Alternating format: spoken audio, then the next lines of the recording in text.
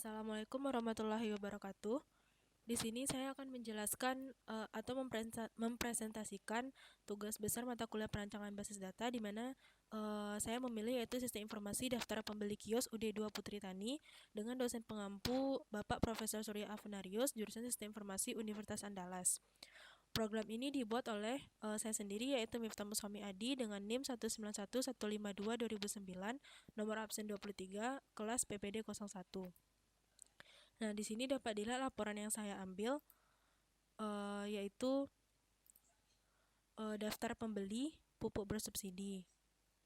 Di sini terdapat kolom tanggal, nama petani, nama kelompok tani, lalu harga pupuk, lalu nama pupuk, dan terdapat stok kios. Stok kios ini maksudnya yaitu sisa.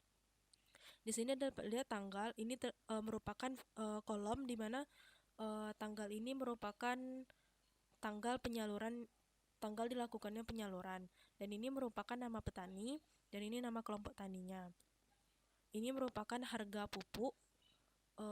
Harga pupuk kalau di sini tibanya harga pupuk urea. Dan di sini juga terdapat data penebusan, di mana penebusan ini maksudnya si kios UD2 Putri Tani ini membeli kepada produsen. Sedangkan untuk nama petani yang lain ini merupakan proses di mana si kios UD2 Putri Tani ini menyalurkan pupuk tersebut kepada para petani-petani di sekitar wilayah Lubuk Alung. Selanjutnya, saya akan mengidentifikasi entitas, atribut, dan key-nya. Dapat dilihat dari laporan tadi, kita dapat memisah ada kelompok tani, di mana atributnya itu ada ID kelompok tani dan nama kelompok tani. Sebagai primary key-nya yaitu ID kelompok tani. Selanjutnya ada tabel petani, di mana ada ID petani, nama petani, dan alamat. Primary key-nya yaitu ID petani. Selanjutnya ada pupuk, di mana yaitu ada ID pupuk, nama pupuk, harga, dan stok. Primary key-nya yaitu ID pupuk. Selanjutnya ada penebusan, di mana ada atributnya ID penebusan, tanggal penebusan, ID pupuk merupakan foreign key, dan jumlah. Jumlah ini merupakan banyak penebusan yang dilakukan. Lalu primary key-nya yaitu ID penebusan. Selanjutnya ada penyaluran, yaitu primary key-nya ada ID penyaluran, ada tanggal penyaluran, dan ID petani. Di sini primary key-nya ID penyaluran, dan yang terakhir itu ada detail penyaluran, yaitu ada ID penyaluran, ID pupuk, dan jumlah yang dibeli. Di sini primary key-nya ada ID penyaluran sebagai foreign key juga dari tabel penyaluran. Selanjutnya di sini ada identifikasi tabel. Yang pertama yang kita lihat tadi ada kelompok tani. Selanjutnya ada petani, ada penyaluran, detail penyaluran, pupuk, dan penebusan. Lalu kita akan mengidentifikasi relasi antar tabel. Pertama yaitu relasi antar kelompok tani dengan tabel petani. Relasi antar kelompok tani dengan petani yaitu one to many, karena satu kelompok tani memiliki banyak data petani, sedangkan satu petani minimal memiliki satu kelompok tani. Selanjutnya yaitu relasi antar tabel petani dengan penyaluran, yaitu relasinya yaitu one to many, di mana satu petani itu dapat melakukan banyak penyaluran, sedangkan satu penyaluran pastinya minimal mempunyai satu buah data petani. Selanjutnya relasi tabel antara tabel penyaluran dan detail penyaluran, yaitu di mana satu buah transaksi penyaluran itu mempunyai banyak detail penyaluran, dan satu detail penyaluran pastinya memiliki minimal satu buah penyaluran. Selanjutnya itu relasi antar tabel detail penyaluran dengan pupuk, yaitu antara pupuk dan detail penyaluran merupakan one to many, di mana satu pupuk itu memiliki banyak detail penyaluran, sedangkan dalam satu detail penyaluran itu pastinya minimalnya mempunyai satu ID pupuk dan dapat lebih. Selanjutnya ada identifikasi relasi antar tabel antara tabel pupuk dan penebusan. Di sini relasinya yaitu one to one. Hal ini dikarenakan satu kali penebusan itu hanya dapat memiliki atau membeli satu buah pupuk, karena Di sini merupakan sistem kios UD20 Tirtani ini menggunakan jika misalnya di sini ada ID pupuk A, itu memiliki satu produsen yang berbeda, sehingga jika si kios UD20 Tirtani ini contohnya ingin membeli pupuk A dengan pupuk B. Nah, untuk pupuk A dan pupuk B ini mempunyai produsen yang berbeda. Walaupun si UD20 Tirtani ini melakukan penebusan di hari yang sama, maka nomor transaksinya tetap berbeda karena mereka memesan dari produsen yang berbeda, sehingga relasinya itu one to one. Jadi jika digabungkan yaitu IRD-nya seperti ini, ada kelompok tani ke tabel petani, one to many, ada kelompok petani ke tabel penyaluran, one to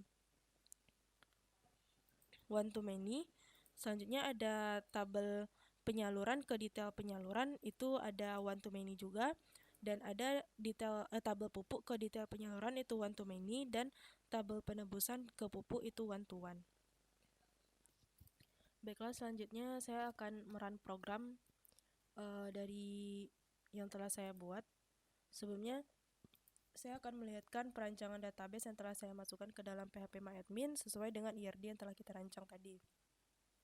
Di sini dapat dilihat ada 6 tabel sesuai dengan IRD yang kita rancang. Ada tabel pupuk, di mana ID pupuk sebagai primary key. Di sini ada petani, penyaluran,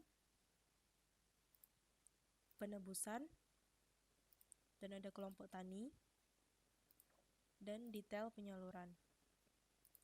Nah, selanjutnya kita dapat melihat desain yang dirancang langsung oleh phpMyAdmin jika kita telah membuat relasi antar tabelnya. Dapat dilihat di sini sama dengan IRD tabel yang telah kita rancang tadi.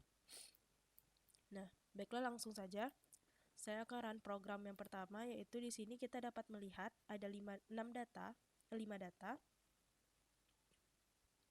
yaitu ada pertama kelompok tani.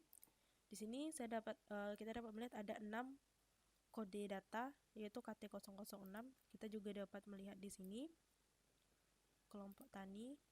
Nah, sesuai dengan database yang telah ada. Jika di sini kita ingin menambahkan data kelompok tani, contohnya di sini, misalnya kita hanya buayan. Lalu di sini saya menginputkan itu suka maju, namun nicknya tidak saya buat, maka dia akan tidak bisa kita input. Bagaimana jika saya menginputkan data nick yang kurang dari 16 karakter, maka juga tidak bisa kita input. Seperti kata, nah ini, you are currently using 6 karakter, maka kita harus menambah 10 karakter lagi. Namun bagaimana jika kita menginputkan data nick yang sudah ada pada database? Kita inputkan ke sini.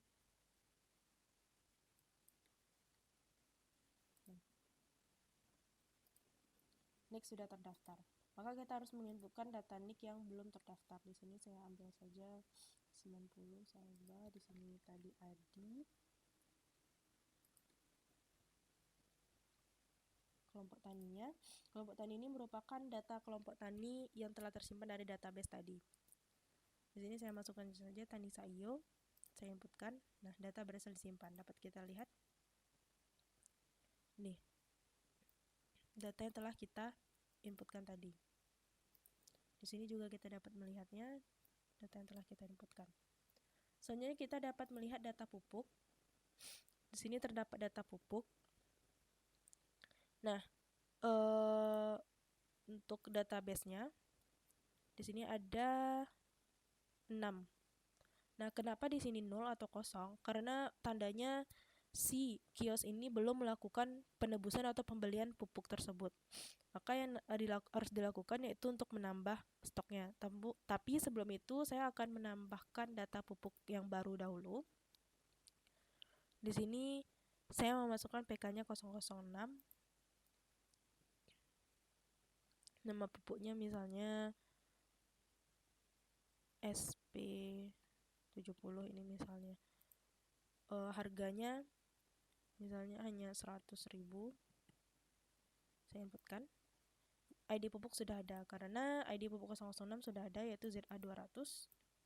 Maka kita harus menginputkan ID pupuk yang belum ada. Seperti biasa, jika kita tidak menginputkan seluruh data, maka tidak dapat diinputkan. Di sini kita masukkan SP200 misalnya, di sini 100.000. Kita inputkan. Nah, data berhasil disimpan. Jika kita lihat ke database-nya, nah, ini data yang kita masukkan tadi. Lalu kita dapat menambah stok barang tersebut. Lalu kita akan dibawa ke penebusan pupuk, atau kita juga dapat menambah stok melalui ini. Misalnya kita ingin menambah stok SP200 di sini. Nah, di sini terdapat ID penebusan yang tidak dapat diubah atau hanya dengan menggunakan event rate only.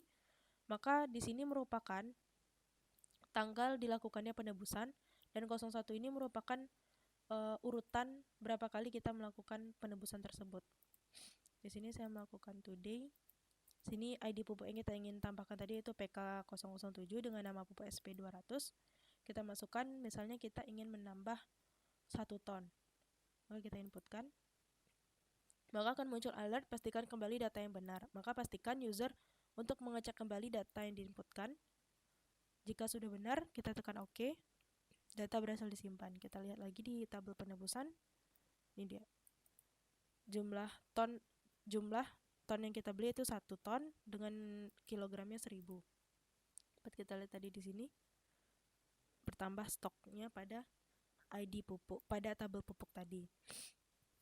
Selanjutnya kita dapat melakukan penyaluran. Sebelumnya di sini saya akan menampilkan data penyaluran. Nah, kita juga dapat melakukan proses penyaluran. Di sini untuk proses penyaluran itu per petani. Jadi user harus memilih petani mana yang akan melakukan penyaluran. Petani di sini merupakan petani yang telah terdaftar pada data petani di sini. Jika belum terdaftar, maka dia belum dapat melakukan penyaluran. Nah, contohnya di sini jika data terlalu banyak, user dapat mencari sesuai nick. Contohnya kita di sini kita ingin mencari MNUR E. Kita search, maka keluar data MNUR E, atau kita ingin mencari sesuai nama Nurul. Oh maaf, kita harus memilih kategori dahulu, nama petani Nurul. Nah, atau jika misalnya kita memasukkan keywordnya 1, 2, 3, kita mencari nick, data tidak ditemukan. Baiklah, langsung saja misalnya kita ingin si petani M. Arif ingin melakukan penyaluran. Maka akan muncul alert ingin melakukan transaksi, oke. Di sini akan terdapat ID penyaluran yang tidak dapat diubah atau secara otomatis dibuat, di mana 8 angka di depan merupakan tanggal dilakukannya penyaluran, dan 4 angka di belakangnya lagi urutan dilakukannya penyaluran pada hari itu. Sini kita pakai today aja. Di sini nick petani yang telah otomatis dan tidak dapat diubah.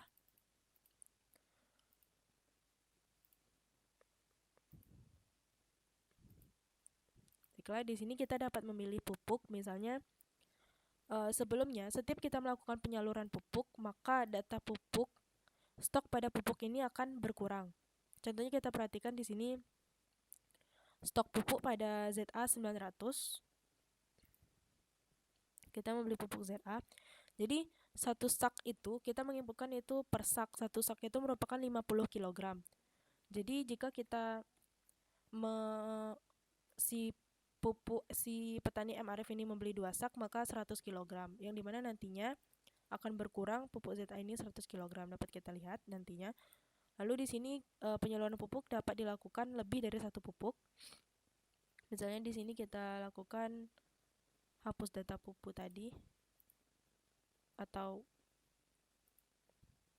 SP200 misalnya, dia membeli 4 sak. Ya, mungkin 2 saja. Dan di sini dibatasi hanya dapat melakukan 5 pembelian pupuk. dalam 1 hari. Nah, selanjutnya kita hapus jika tidak perlu. Nah, selanjutnya kita inputkan datanya. Pastikan kembali data yang diinputkan telah benar. Lalu oke, data berhasil disimpan. Nah, dapat kita lihat. Nah, ini berkurang. Tadi kita membeli ZA itu 2 sak, dimana 2 sak itu merupakan 100 kg, maka berkurang 800. Dan kita membeli tadi SP200 itu 4 sak, dimana 4 sak itu 200. Maka tadi sebelum datanya tuh stoknya itu 1000 dikurang 200 maka 800. Lalu di sini kita dapat melihat rekap. Rekap ini merupakan data pembelian, rekap penyaluran yang dilakukan. Nah, kita dapat melihat sesuai per tahun. Nah, karena sekarang bulan April, kita dapat melihatnya. Misalnya kita ingin melihat rekap data pembelian pupuk ZA. Nah, ada terdapat tadi yang M. Arif tadi pada tanggal 21 bulan 4 dengan harga 85.000 harga pupuknya dan jumlah kuantitas yang dibelinya.